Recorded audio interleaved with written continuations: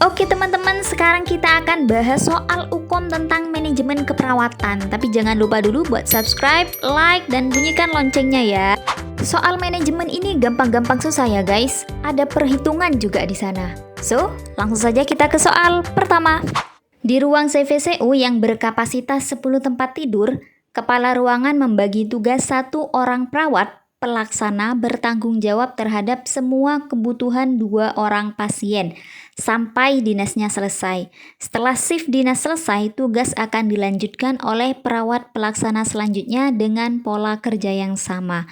Apakah metode penugasan yang digunakan di ruang rawat? Oke, jadi apa jawabannya guys? Iya, soal nomor 1, opsi jawaban yang betul ialah yang A, metode kasus. Baik, langsung kita bahas satu persatu opsi jawabannya ya guys. Yang A, metode kasus. Kalau metode kasus itu seperti di soal.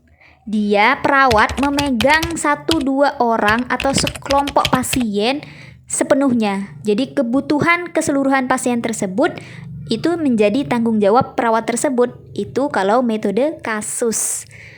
Terus yang B, metode fungsional ya guys. Metode fungsional ini perawat memiliki tugas masing-masing, jadi menjalankan tugasnya sesuai dengan fungsinya masing-masing. Misal, perawat A bertugas dalam menyuntik pasien, berarti dia tugasnya hanya menyuntik untuk seluruh pasien. Perawat B tugasnya mengukur suhu, berarti dia mengukur suhu untuk seluruh pasien. Seperti itu guys. Jadi perawat mempunyai tugasnya masing-masing. Selanjutnya metode tim ya guys. Kita lanjut ke metode tim dulu biar mudah dimengerti guys. Kalau metode tim ini perawat membentuk tim. Jadi sekelompok perawat itu bertanggung jawab terhadap sekelompok pasien. Di dalam tim itu ada katim namanya, ketua tim. Juga ada perawat pelaksana. Jadi katim inilah yang memiliki tanggung jawab penuh atas anggota-anggotanya.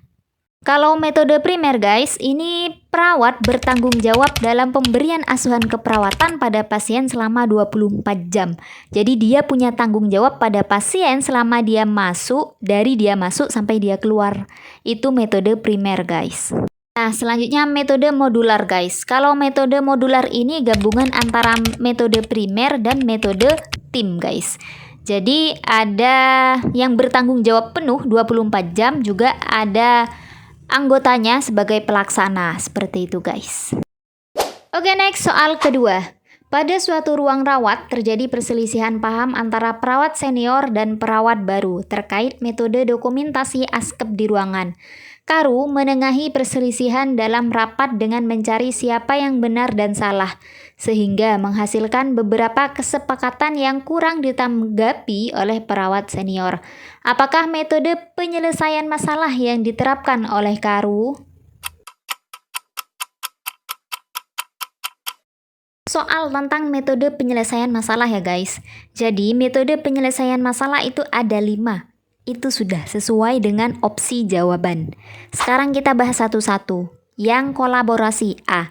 Metode penyelesaian masalah dengan kolaborasi itu berarti kedua belah pihak yang bertikai itu saling mendapatkan keuntungan.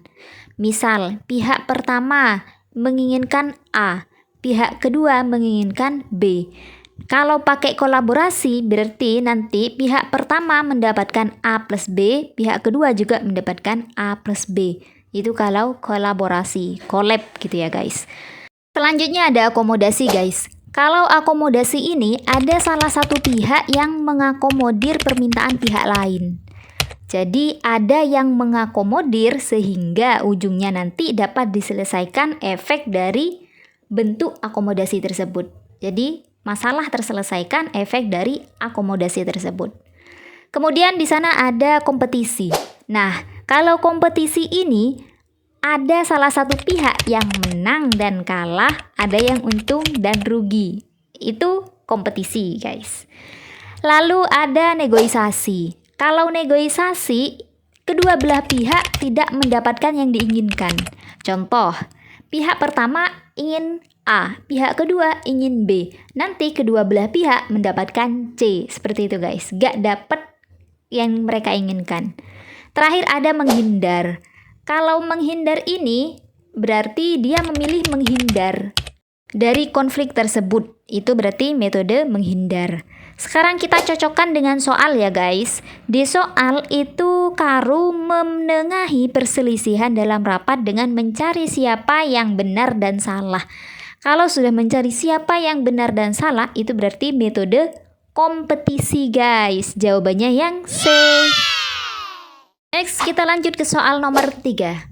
Pada ruang Dahlia terdapat 42 tempat tidur dengan 2 tempat tidur dalam kondisi rusak, sehingga tidak dapat digunakan. Terdapat 30 pasien yang dirawat dengan kriteria 10 pasien ketergantungan minimal, 10 pasien ketergantungan parsial, 10 pasien ketergantungan total dan dirawat selama 30 hari. Berapakah bed occupancy rate atau BOR? Nah, ini dia soal hitungan guys, tentang BOR, bed occupancy rate. Apa sih BOR itu? Jadi BOR itu adalah persentase penggunaan tempat tidur. Dan nilai idealnya itu 60% sampai dengan 85%. Nah, jika lebih atau kurang dari itu berarti itu hal yang kurang bagus guys. Karena apa? Karena kalau lebih itu menandakan sebuah rumah sakit atau klinik atau sebuah ruangan itu memiliki beban kerja yang tinggi pada perawat. Yang pertama, yang kedua, itu meningkatnya kebutuhan kualitas pelayanan pada pasien. Atau menandakan kurangnya tempat tidur. Jadi perawatnya sudah banyak, pasiennya banyak tapi tempat tidurnya kurang. Itu jika bornya tinggi. Dan kalau rendah itu juga hal yang buruk. Karena apa? Berarti pasien tidak banyak datang ke sana. Jadi itu tentang cuan ya guys. Untuk rumusnya yaitu jumlah perawatan atau ini bisa kita sebut dengan jumlah pasien yang dirawat dalam periode tertentu. Itu yang dimaksud dengan jumlah perawatan guys. Dibagi dengan jumlah tempat tidur dikali periode waktunya dikali dengan 100%. Itu rumus BOR. Sekarang langsung kita coba di soal guys. Yang pertama itu apa? A. Jumlah perawatan atau jumlah pasien yang dirawat dalam periode tertentu. Ini berapa guys? Kita lihat di soal terdapat 30 pasien yang dirawat dengan kriteria 10 pasien ketergantungan minimal, 10 pasien ketergantungan parsial, 10 pasien ketergantungan total dan dirawat selama 30 hari. Abaikan kriteria pasiennya ya guys. Kriteria pasiennya itu abaikan. Kita fokus pada jumlahnya. Ada 30 pasien yang dirawat selama 30 hari. Ini menandakan bahwa setiap harinya itu ada 30 pasien. Jadi kalau 30 hari berarti 30 kali 30 sama dengan 900 pasien. Itu nilai A-nya. Jadi jumlah pasien yang dirawat dalam periode tertentu itu ada 900. Berarti ditemukan sudah A-nya 900. Dibagi dengan jumlah tempat tidur. Di soal dijelaskan pada ruang Dahlia terdapat 42 tempat tidur dengan 2 tempat tidur dalam kondisi rusak. Jadi yang dimaksud dengan tempat tidur di rumus BOR itu yang bisa dipakai. Berarti 42 dikurangi 2 sama dengan 40. Berarti nilai B-nya atau tempat tidurnya itu ada 40. Dikali dengan periodenya. Di sana disebutkan 30 hari. Berarti dikali 30.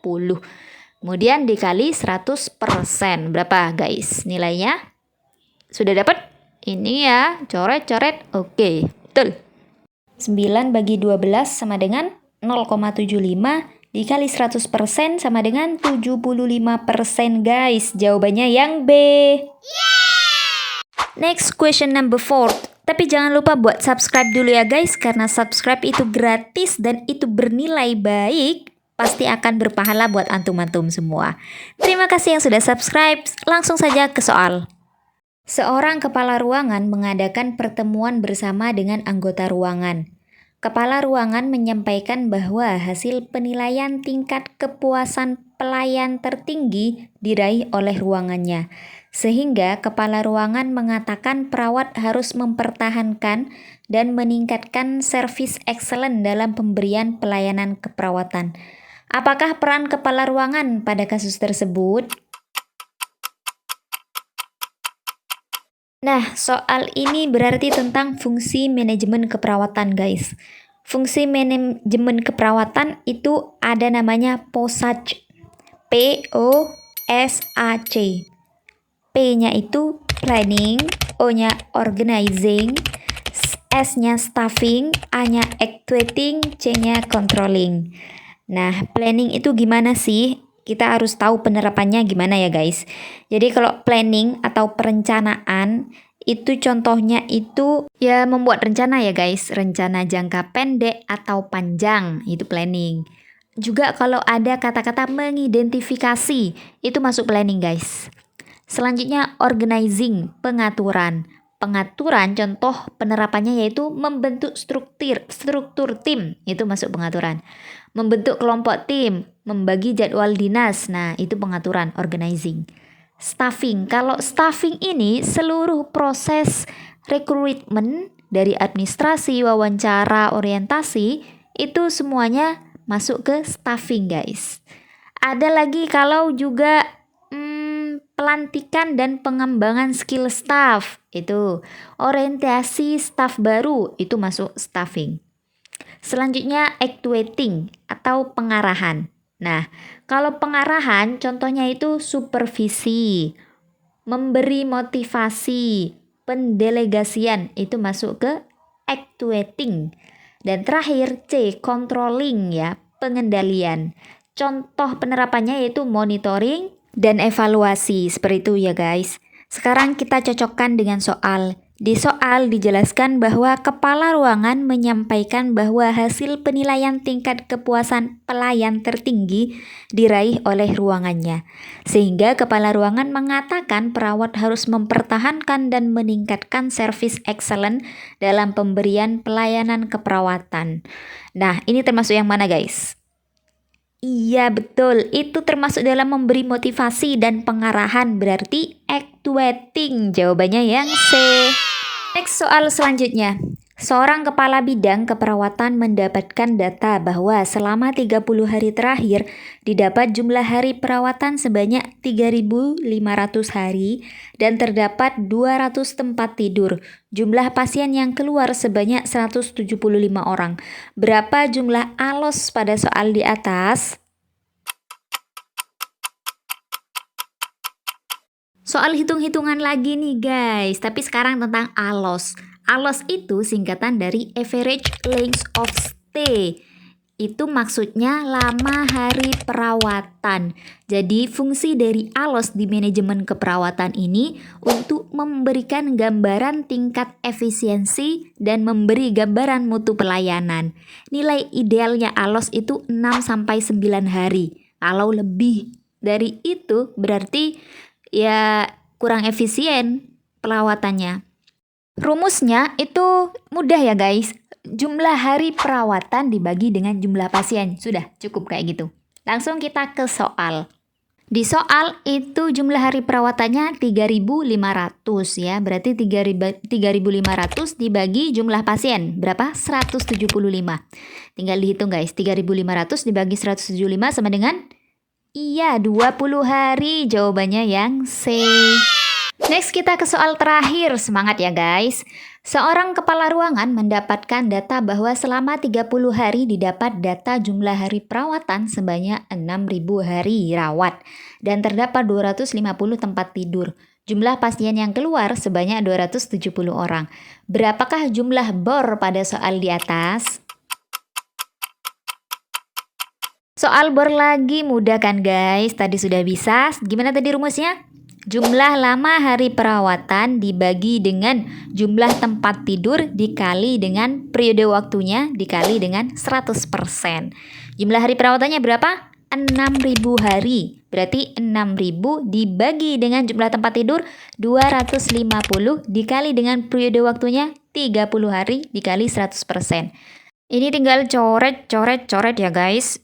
Berarti jawabannya sama dengan 25 kali 3, 75. 60 bagi 75 kali 100. Berapa guys? Ayo kalkulator. Jawabannya sama dengan 80%. Jawabannya yang D. Oke guys, semua soal sudah kita bahas. Nanti kita lanjut di next video ya. So, don't forget to subscribe.